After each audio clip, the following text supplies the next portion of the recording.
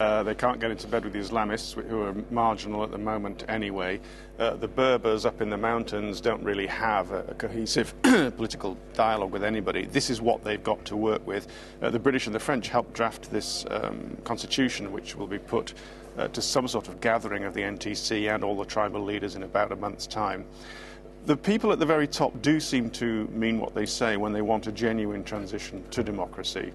The problem, and they say they're not going to stand for office as well, so they're not in it for themselves, they say.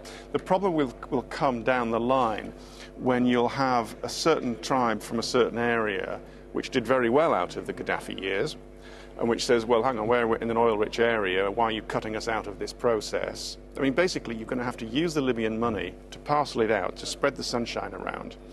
So it's not just about the NTC wanting a Jeffersonian democracy in Libya. It's about hard politics and parceling out power to the various factions in the country.